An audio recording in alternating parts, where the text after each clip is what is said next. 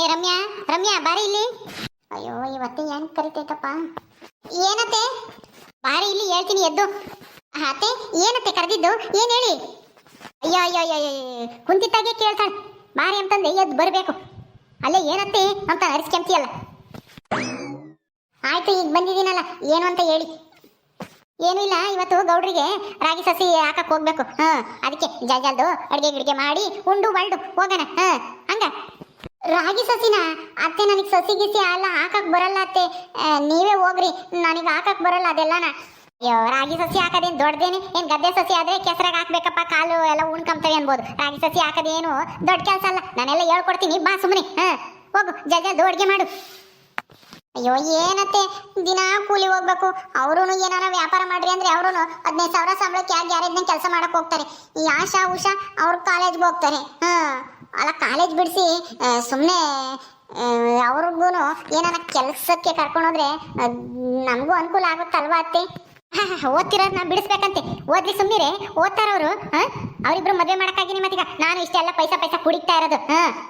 ಒಳ್ಳೆ ಹುಡುಗನ್ ನೋಡಿ ಮದುವೆ ಮಾಡಬೇಕು. ಅದಕ್ಕೆ ದುಡ್ಡು ಚೆನ್ನಾಗಿ ಇಟ್ಕೊಂಡಿದ್ರೆ ಒಡವೆ ಗಿಡವೆ ಮಾಡ್ಸಕ್ಕಾಗುತ್ತೆ ಮದುವೆಗೆ ಅಂತಾನೆ. ಹೌದಾ, ಸರಿ ಆಯ್ತು ಬಿಡಿ, ಮದುವೆ ಮಾಡೋಕ್ಕಾಗುತ್ತೆ.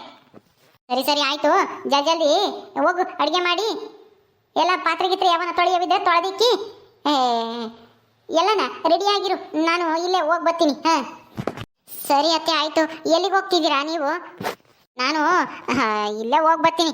ಇವ್ರ ಮಂತಕ್ಕೆ ಸಿದ್ಧಗಂಗಮ್ಮರ ಮಂತಕ್ಕೆ ದುಡ್ಡು ಕೊಡ್ಬೇಕಾಗಿತ್ತಲ್ಲ, ಮೊನ್ನೆ ದಿವಸ ಕೂಲಿ ಹೋಗಿದ್ದ, ಕೊಟ್ಟಿರ್ಲಿಲ್ಲಲ್ಲ 2 ಆಳಿಂದ. ಅಯ್ಯಮ್ಮನ ಹೋಗಿ ಕೇಳ್ಕೊಂಬತ್ತೀನಿ, ಕೊಟ್ಟರೆ ಇಸ್ಕೊಂಬತ್ತೀನಿ. ಆಟತಿಗೆ ಅಡುಗೆ ಮಾಡಿರು, ಬಂದ ತಕ್ಷಣ ಉಂಡು ಹೋಗೋಣ. ಎಲ್ಲದ ಅವ್ನು ಸುನಿಲ್ಲ? ಅವರು ಎಲ್ಲ ಹೊರಗಡೆ ಹೋಗಿದ್ದಾರೆ. ಸರಿ ಆಯ್ತು, ಅವನಿಗೂ ಬೇಗನ ಊಟಕ್ಕಿಕ್ಕಿ ಕೆಲಸ ಕಳಿಸು. ಈ ಅಮ್ಮ ಅಂತನು ಏನಂಗೇನೆ ಪೈಸಾ ಕುಡಿತಾಳಂತೆ ಅವರಿಬ್ರು ಮದ್ವೆಗೆ. ಆಶಾ ಉಷಾ ಮದ್ವೆಗೆ ಏನೋ ನಾವೇನೇನು ಪೈಸಾ ಕುಡಿಕಿ ಮದ್ವೆ ಆಗಿ ಬಂದಿದ್ವಾ? ಅವ್ರು ಅದು ಯಾರನ್ನೂ ಲವ್ ಮಾಡಿದ್ರು, ಏನ್ ಕಚ್ಚಿ ಓಡಾಗ ಮದ್ವೆ ಆಗ್ತಾರೆ. ಅಂತ ಸಂಪತ್ತಿಗೆ ಈ ಅಮ್ಮ ನನ್ನ ಅಯ್ಯ ಅನ್ನಿಸ್ತಾಳೆ. ತಗಾತಗಿ ಈಗ ನುಡಿಗ್ಯಾರು ಯಾರು ತಾನೇನೆ ಮನೇಲಿ ನೋಡಿರೋ ಹುಡುಗನ್ ಮದ್ವೆ ಆಗ್ತಾರೆ ಹೇಳ್ರಿ? ಎಲ್ಲಾರು ಓಡಾಗ ಮದ್ವೆ ಆಗದೆ. ಇವರು ಹಂಗೇನಿ, ಏನ್ ಇವ್ರೇನ್ ಸಾಚ ಅಲ್ಲ, ಈ ಅಮ್ಮನ ಮಕ್ಕಳೇನು. ಕನಸು ಕಾಣ್ತಾ ಐತಿ ನಮ್ಮತ್ತೆ, ದೊಡ್ಡದಾಗಿ ದೊಡ್ಡ ಗಂಡು ಹುಡುಕಿ ಕೆಲಸದಾಗಿರೋ ಗಂಡು ಬರ್ತಾನೆ, ಮದ್ವೆ ಮಾಡೋಣ ಮಗಳಿಗೆ ಅಂತಾನ.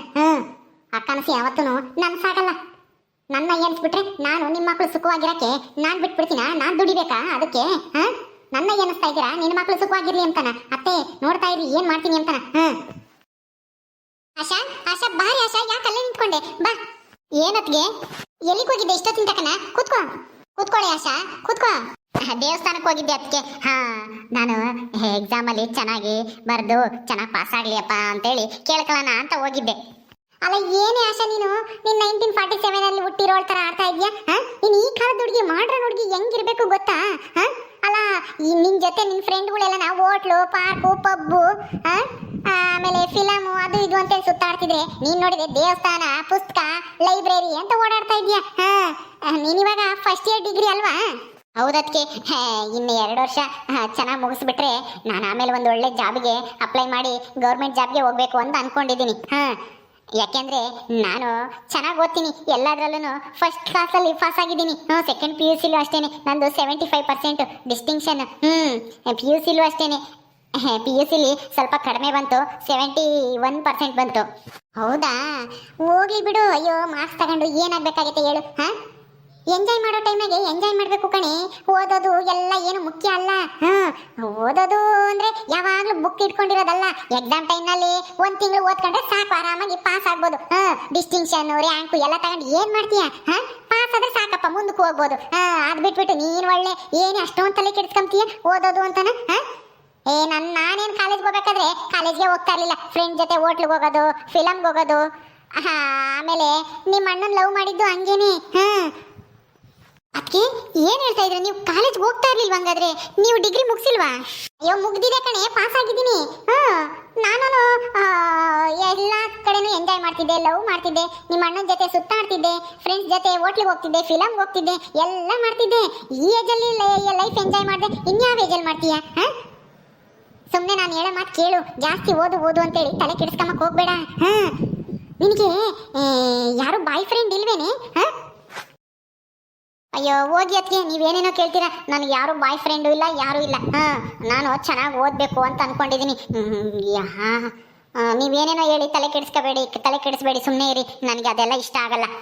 ಅಯ್ಯೋ ಮಂಕೆ, ಈ ವಯಸ್ಸಾಗಿ ಮಾಡಿದೆ ಇನ್ನೇನು ಮುದುಕಿ ಆದ್ಮೇಲೆ ಇದೆಲ್ಲ ಮಾಡ್ತೀಯಾ? ಓದೋದು ಇರಬೇಕು, ಓದೋ ಜೊತೆಗೆ ಎಂಜಾಯ್ಮೆಂಟ್ನೂ ಇರಬೇಕು. ಎಕ್ಸಾಮ್ ಬಂದ್ಮೇಲೆ 1 ತಿಂಗಳು ಎಕ್ಸಾಮ್ ಇರ್ತಲ್ಲ, ಅವಾಗ ರಜಾ ಕೊಡ್ತಾರೆ. ಹೆಂಗಿದ್ರು ಎಕ್ಸಾಮ್ಗೆ ಓದ್ಕೊಂಬಕ್ಕೆ, ಅವಾಗ ಓದ್ಕೊಂಡ್ರೆ ಅಷ್ಟೇ ಸಾಕು.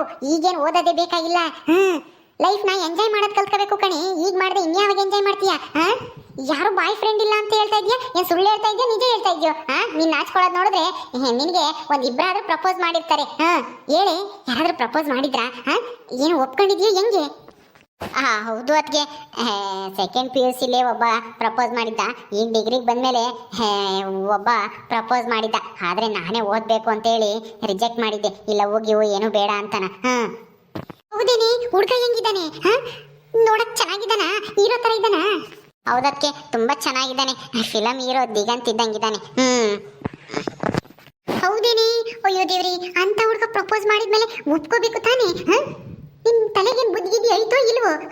ಲವ್ ಗಿವು ಎಲ್ಲ ಇದ್ರೇನೆ ಕಣಿ ಎಂಜಾಯ್ಮೆಂಟು. ಕಾಲೇಜ್ ಟೈಮ್ನಾಗ ಇವೆಲ್ಲ ಮಾಡಬೇಕು.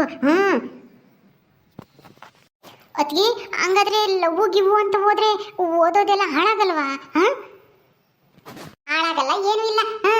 ಸುಮ್ಮನೆ ನಾಳೆನೇ ಹೋಗಿ ನೀನೇ ಒಪ್ಕೊಂಡ್ಬಿಡು. ಅವನ್ಯಾರೋ ಇದ್ದಾನೆ ಅಂತ ಹೇಳ್ದಲ್ಲ, ಏನು ಅವನ ಹೆಸರು? ಅವನ ಹೆಸರು ದರ್ಶನ್ ಅಂತ ಅತ್ಗೆ. ಅವನೇನು ಅಷ್ಟು ಓದಲ್ಲ. ಓದ್ದೇ ಇದ್ರೆ ಏನಂತ ಹೇಳು. ಸುಮ್ಮನೆ ಒಪ್ಕೊಂಬತ್ ಕಲ್ಕ. ಹೀರೋ ದಿಗಂತ್ ತರ ಇದ್ದಾನೆ ಅಂತ ಹೇಳ್ತಾ ಇದೀಯ. ಅವನ ಹೆಸರು ದರ್ಶನ್ ಅಂತ ಹೇಳ್ತಾ ಇದೀಯ. ಆ ದರ್ಶನ್ ದಿಗಂತ್ ಇಬ್ರು ಒಂದೇ ಹುಡುಗನಲ್ಲಿ ಸಿಗ್ತಾರೆ ನಿನ್ಗೆ. ಸುಮ್ಮನೆ ಲವ್ ಮಾಡು. ಈ ವಯಸ್ಸಲ್ಲೇ ಮಾಡಬೇಕು. ಓದೋದು ಏನು ತೊಂದರೆ ಆಗಲ್ಲ, ಏನು ತಲೆ ಕೆಡಿಸ್ಕೋಬೇಡ. ಎಕ್ಸಾಮ್ ಬಂದ್ಮೇಲೆ ಓದಿದ್ರೆ ಆಯ್ತು. ನಾನು ಹಂಗೆಪ್ಪ ಮಾಡ್ತಾ ಇದ್ದಿದ್ದು ನೋಡು. ನಾನು ಆರಾಮಾಗಿ ಡಿಗ್ರಿ ಪಾಸ್ ಆಗಿದ್ದೀನಲ್ಲ. ಹೌದಾ? ಸರಿ ಅತ್ತಿಗೆ, ಆಯ್ತು ನೋಡೋಣ, ಯೋಚನೆ ಮಾಡ್ತೀನಿ. ಯೋಚನೆ ಮಾಡೋದು ಬೇಡ, ಏನು ಬೇಡ. ಸುಮ್ಮನೆ ನಾಳೆನೇ ಹೋಗಿ ನೀನೇ ಪ್ರಪೋಸ್ ಮಾಡು ಆ ದರ್ಶನ ನನಗೆ. ಸರಿ ಅತ್ತಿಗೆ, ಆಯಿತು. ನನಗೆ ಇದೆಲ್ಲ ಗೊತ್ತಿರಲಿಲ್ಲ. ಈಗಲಿಂದನೇ ಓದಿದ್ರೆ ಒಳ್ಳೆ ಮಾರ್ಕ್ಸ್ ತೆಗಿಬೋದು ಅಂತ ನಾನು ಲವ್ ಗಿವು ಏನೂ ಬೇಡ ಅಂತ ಓದೋದ್ರ ಕಡೆ ಗಮನ ಹರಿಸಿದ್ದೆ. ಆದರೆ ನೀವು ಹೇಳಿದ್ಮೇಲೆ ಯೋಚನೆ ಮಾಡ್ತೀನಿ, ನೋಡೋಣ. ಸರಿ ಸರಿ, ನಾನು ನಿನ್ನೊಳ್ಳೆದಕ್ಕೆ ಹೇಳ್ತಾ ಇದ್ದೀನಿ ಅಷ್ಟೇನೆ. ಯಾಕೆಂದ್ರೆ ನಾನು ನಿನ್ನ ಏಜು ಮೀರ್ ಬಂದಿರೋಳೇನೆ. ನಾನು ಲೈಫ್ನ ಸಖತ್ ಎಂಜಾಯ್ ಮಾಡ್ತಿದ್ದೆ ಕಾಲೇಜಲ್ಲಿ. ಅದೇ ಟೈಮ್ನಲ್ಲೇ ನಿಮ್ಮ ಅಣ್ಣ ಸಿಕ್ಕಿದ್ದು ನನಗೆ. ಲವ್ ಮಾಡಿನೇ ಮದುವೆ ಆದ್ವಿ ನಾವು ನಿನ್ನ ಅಣ್ಣನ್ನ. ನಾವು ಚೆನ್ನಾಗಿದ್ದೀವಲ್ಲ ಈಗ ನೋಡು. ಸರಿ ಅತ್ತಿಗೆ, ನನಗೆ ಕಾಲೇಜಿಗೆ ಟೈಮ್ ಆಗುತ್ತೆ, ಹೋಗ್ಬೇಕು. ಬುಕ್ಸ್ ಎಲ್ಲ ಜೋಡಿಸ್ಕೊಂತೀನಿ. ಅಡುಗೆ ಆಯ್ತಾ? ಅಡುಗೆ ಆಗಿಲ್ಲ, ಈಗ ಮಾಡ್ಬಿಡ್ತೀನಿ. ಹೋಗು ಬೇಗ, ಬುಕ್ಸ್ ಎಲ್ಲ ಜೋಡಿಸ್ಕೊ ಹೋಗು, ಕಾಲೇಜ್ಗೆ ಹೋಗುವಂತೆ. ಲೇ ಆಶಾ, ನೀನು ಲವ್ ಮಾಡಿ ಓಡೋಗಿ ಮದುವೆ ಆಗಬೇಕು. ನಿನಗೆ ಖರ್ಚಿಗೆ ಮದುವೆ ಮಾಡಬಾರ್ದು. ನಮ್ಮ ಅತ್ತೆ ನನ್ನ ಗಂಡ ಈ ಮನೆಯಿಂದ ನಾನು ನಿನಗೆ 1 ರೂಪಾಯಿನೂ ಕೊಡಬಾರ್ದು. ನಾನು ಹೆಂಗೆ ಲವ್ ಮಾಡಿ ಓಡ್ ಬಂದು ಹಂಗೆ ನೀನು ಹೋಗ್ಬೇಕು. ನಮ್ಮ ಅತ್ತೆ ನಿನ್ನ ದೊಡ್ಡ ಶ್ರೀಮಂತರಿಗೆ ಕೊಟ್ಟು ಮದುವೆ ಮಾಡಬೇಕು ಅಂತ ಆಸೆ ಇಟ್ಕೊಂಡೇಳಿ. ಅದಕ್ಕೆ ನನ್ನ ಕೂಲಿ ಹೋಗಿ ಕರ್ಕೊಂಡು ಹೋಗ್ತಾಳೆ ದಿನಾನ. ಲವ್ ಮಾಡು. ಒಂದ್ಸಲ ಲವ್ ಆಗಿ ಬಿದ್ರೆ ಆಮೇಲೆ ನೀನು ಮೇಲ್ ಬರಕ್ ಸಾಧ್ಯನೇ ಇಲ್ಲ.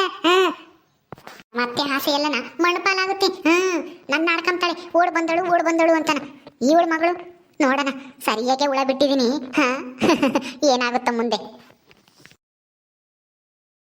ಲೇ ರಮ್ಯಾ, ಅಡಿಗೆ ಆಯ್ತೇನೆ? ಅಯ್ಯೋ ದೇವ್ರಿ, ನಮ್ಮ ಅತ್ತೆ ಬಂದೇ ಬಿಟ್ಲಾ? ಅತ್ತೆ ಮಾಡ್ತಾ ಇದ್ದೀನಿ, 1 10 ನಿಮಿಷ ಆಗ್ಬಿಡ್ತು, ಕೂತ್ಕೊಳ್ರಿ. ಇನ್ನು ಮಾಡ್ತಲೇ ಇರು. ನಾನು ಹೇಳೋದು ಏಟತ್ತಾತು, ಏನ್ ಮಾಡ್ತಿದ್ದೆ ಈಟ ತಿಂತಕನ, ಇನ್ನೂ ಆಗ್ತಾ ಆಯ್ತು ಅಂತ ಹೇಳ್ತಾಳೆ. ಓಕೆ ಸ್ನೇಹಿತರೆ, ಈ ವಿಡಿಯೋ ಇಲ್ಲಿ ಮುಗಿಸ್ತಾ ಇದೀವಿ. ಈ ಕಥೆಯನ್ನು ಮುಂದುವರಿಯುತ್ತೆ. ನಿಮ್ಮೆಲ್ಲರಿಗೂ ಈ ವಿಡಿಯೋ ಇಷ್ಟ ಆದರೆ ಲೈಕ್ ಮಾಡಿ, ಶೇರ್ ಮಾಡಿರಿ. ಹಾಗೆ ಇನ್ನು ಯಾರು ನಮ್ಮ ಚಾನಲ್ ಸಬ್ಸ್ಕ್ರೈಬ್ ಮಾಡ್ಕೊಂಡಿಲ್ಲ ದಯವಿಟ್ಟು ಸಬ್ಸ್ಕ್ರೈಬ್ ಮಾಡ್ಕೊಳ್ರಿ. ಮುಂದಿನ ವಿಡಿಯೋದಲ್ಲಿ ಸಿಗ್ತೀವಿ. ನಮಸ್ಕಾರ.